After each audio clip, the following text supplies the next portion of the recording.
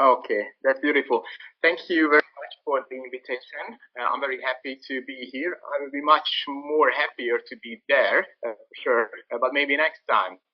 So this is a hybrid presentation, and I'm happy to be here and and being part of your project. We had a nice introduction from Mr. Roberto about the importance of the PGs, the GIs, and I must admit I'm a real adorer, a real fan of oysters. So thank you for the presentation about the Manolero oysters. What you need more, that's a bit of wine.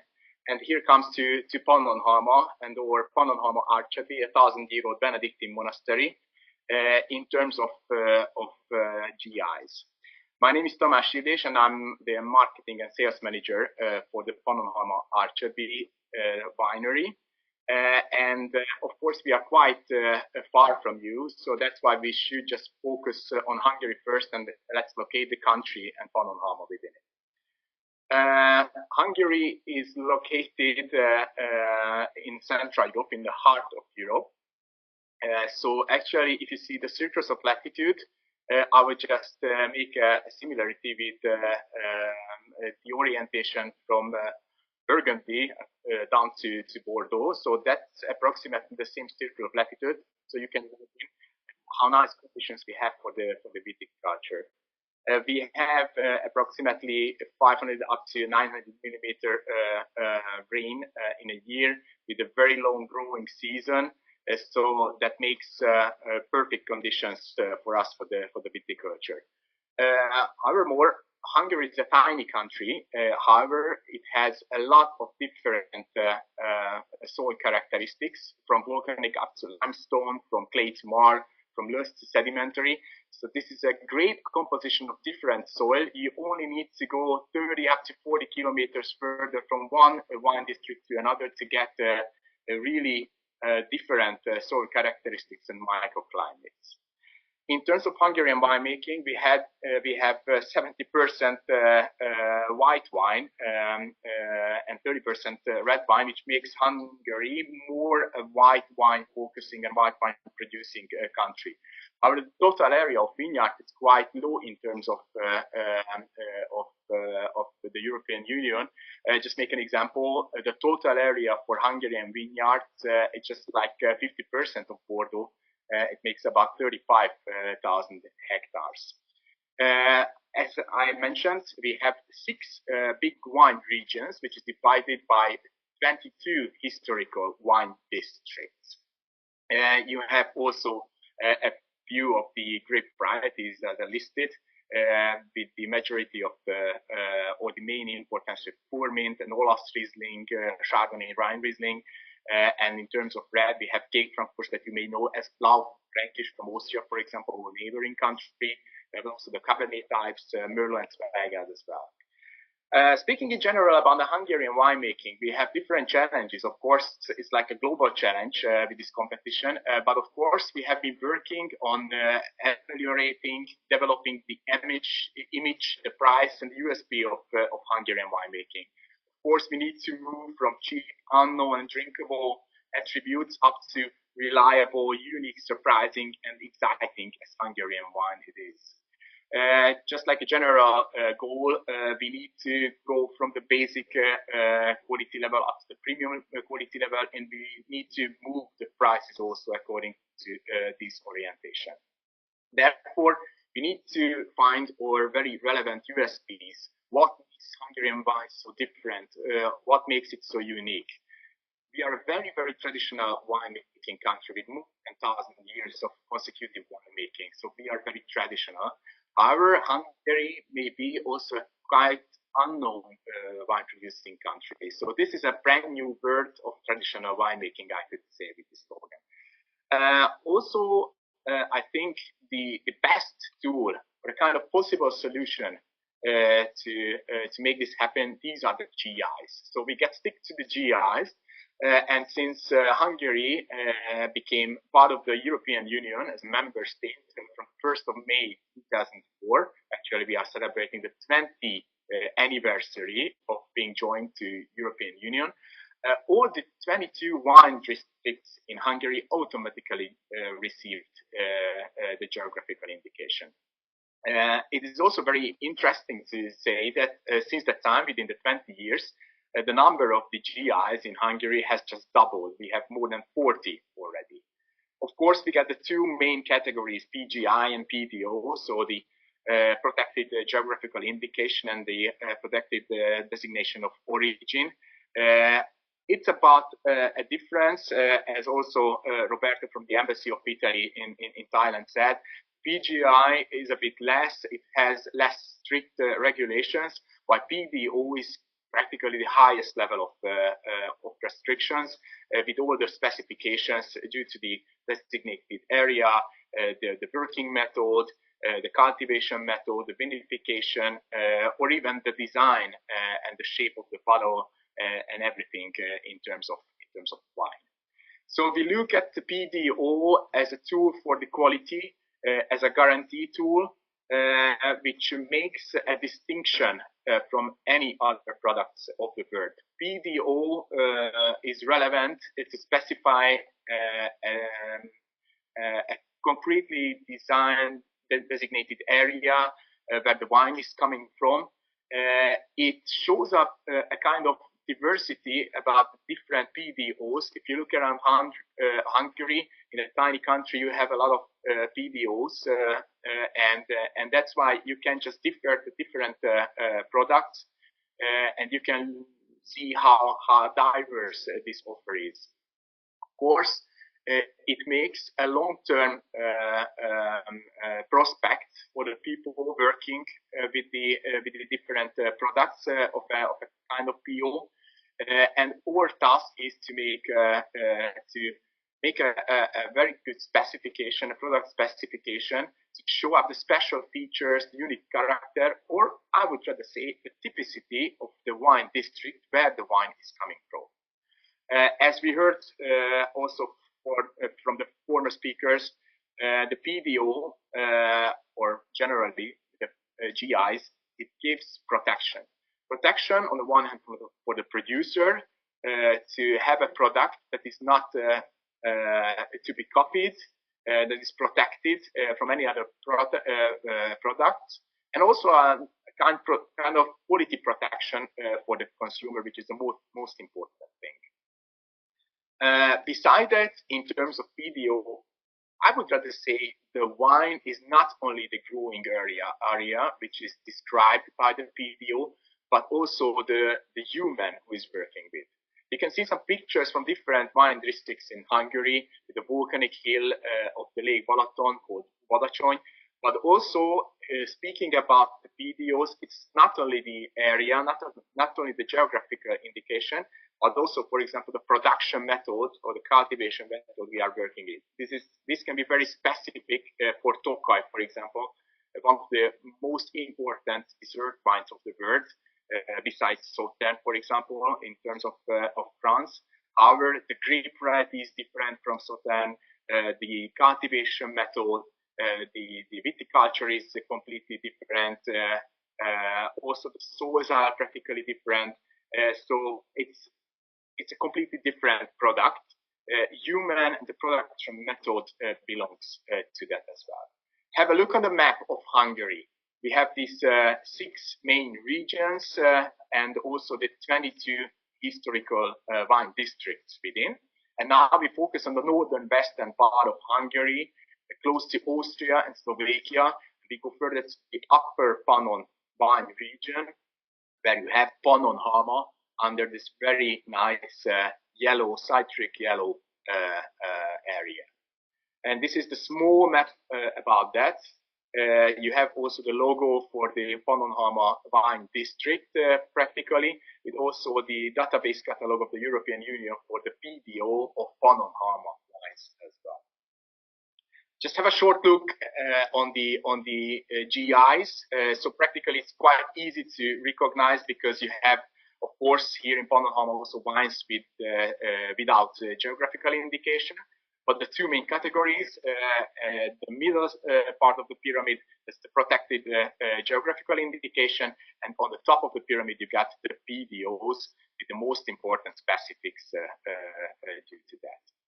And here you have a look on Pannonhalma, and now we are very focused because there on the top of the hill you can see the 1,000-year-old Benedictine monastery, and with the nice surface covered by vines all around. Let's have a short look on the wine districts and the specificities of the wine district to understand the style and the typicity of the wines of this very nice but very small wine district. This is located on the northern western part of Hungary, on the halfway between Vienna and Budapest. The potential area is about 4,000 hectares. However, the currently cultivated area is just a bit less than 600 hectares. So you can just imagine how small, how tiny wine district it is. It is just the 19th in ranking of the 22 historical wine districts in Hungary. It only has 15 wine villages. However, I must say, since about 60% of the plantations of the total area is less than 10 years old, I would rather say this has a nice prospect for the future. We have long-term thinking in it. It has a great future, I must say. We had some similarities with France. Now it comes also to the climate, soil, and other natural conditions as well. As we have in Pannonhalma, in the cool climate region of Pannonhalma, very continental climate with moderate amount of sunshine and plenty of precipitation. We can yield fresh, crispy, and fruity wines because of the big difference of temperatures between day and night, and also between the seasons. As I've mentioned, it's not only typical for Hungary, but also within the tiny district of Pannonhalma that we have a high concentration of different soil types. However, I must emphasize that we have a very high concentration of limestone in the bedrock. To understand the tradition and the value of the wine district, we need to have a look on the history of the monastery, because the monastery of Pannonhalma, the Pannonhalma Archabbey, is a 1,000-year-old Benedictine monastery that was founded in 996. The first Benedictine monks came under the leadership of Saint Adalbert, who was the Bishop of Prague. He came from Rome via Prague to the ancient territory of Hungary, and Pannonhalma became the first local monastery of Hungary. And practically, as you can see from the archive pictures, we have the Benedictine monks. The picture was taken at the end of the 19th century, just in the vicinity of the monastery. Of course, within these 1,000 years, we had problematic times as well.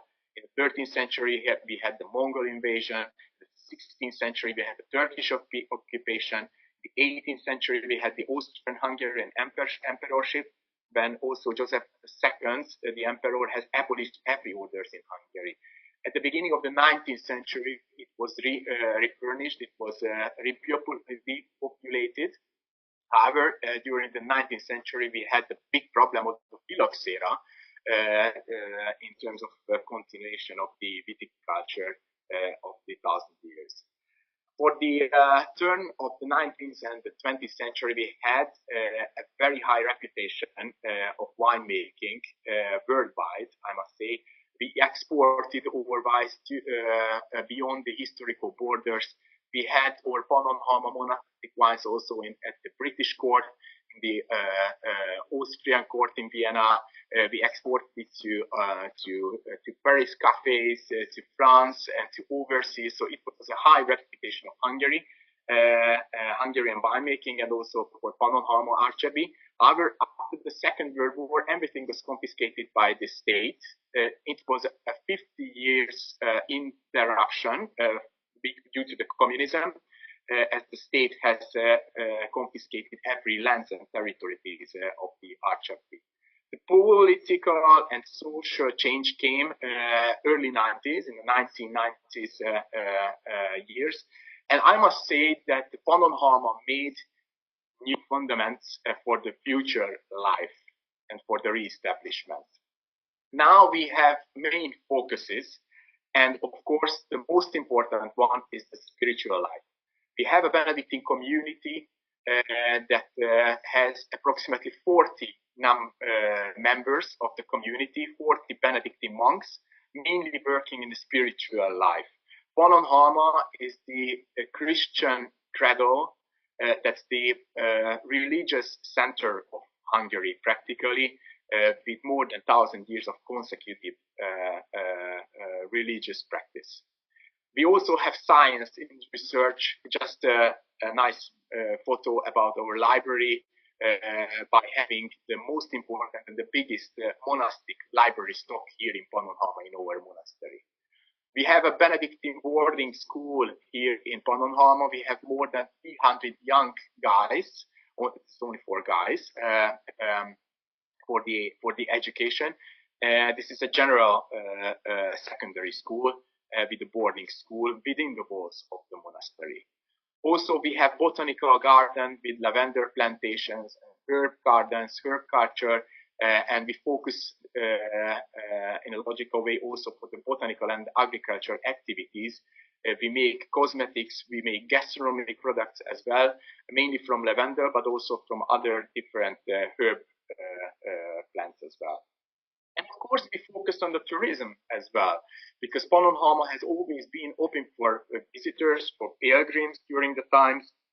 And of course, nowadays we are open for visitors. We have approximately 100,000 visitors a year. That's the same for the winery. Of course, it's not only a production plot, but of course also a nice facility to see how we work with the wines. And of course, this is a very nice opportunity to have a deeper insight in our manual work. This is a picture of Pannonhalma with the wines once again, and I must emphasize that we have a new beginning of an old tradition. Since early 2000s, we re-established our winemaking.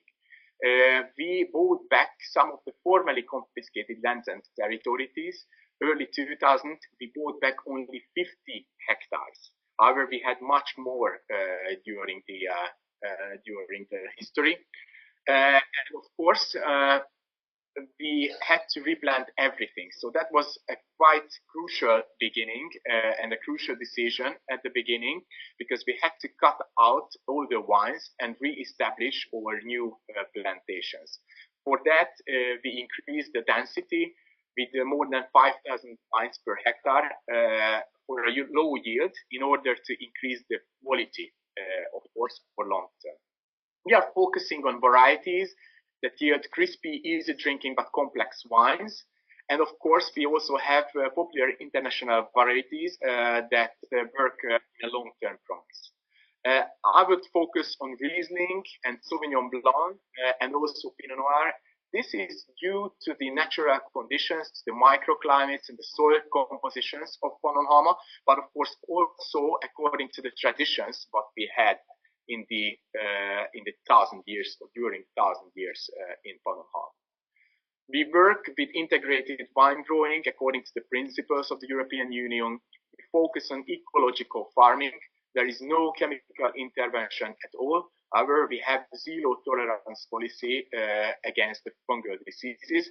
And for that, we use a lot of tools to avoid fungal diseases and to yield healthy grapes. That's why we have meteorological stations in our vineyards. We work with software for prevention of fungal diseases. And of course, we have daily inspection on our vineyards because I think that the personal observations are at least as important as software and the techniques, of course. Here you have a look on the winemaking facility, which is quite new because that was made in 2003. It is a vertical system, as you can see from the bird's view, and then from bottom to top as well.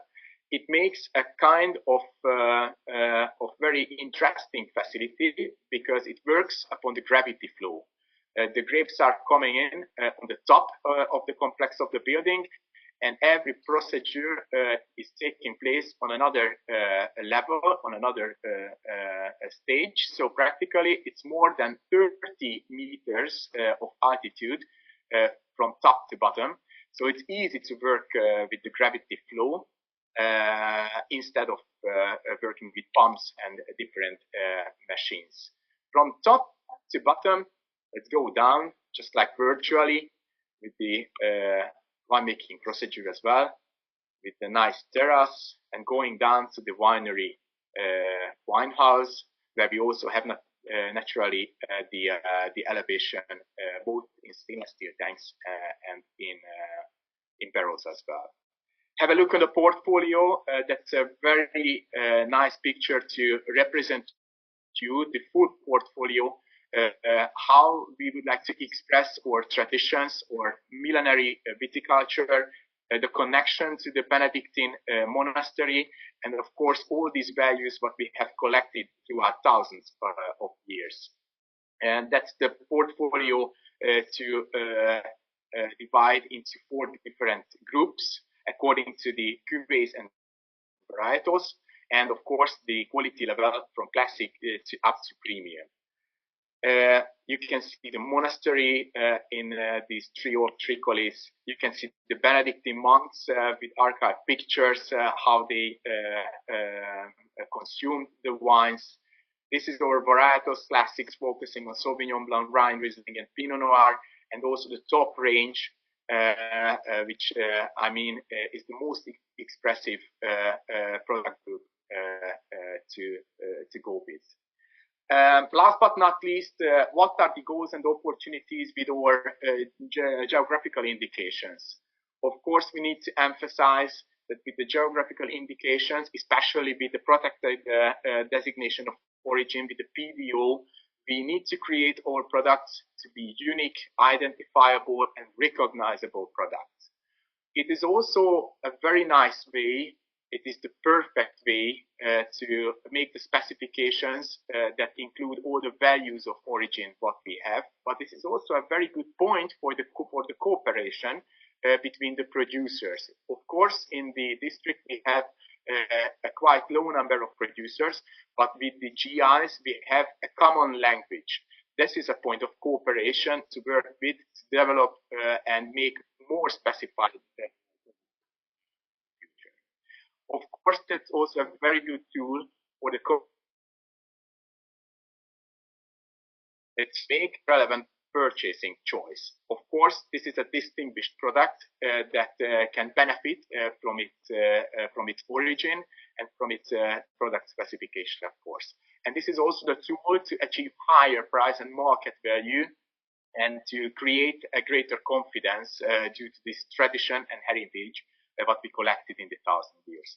Last but not least, it is also a nice way to contribute to the better image of Hungary, of course. And I think this was 20 minutes, and I'm not out of time. And I thank you very much for the kind attention. And of course, I hope you like this small presentation and you get a deeper insight of Pannonhalma. And in terms of interest, we can meet once again in the Q&A section as well. Thanks a lot.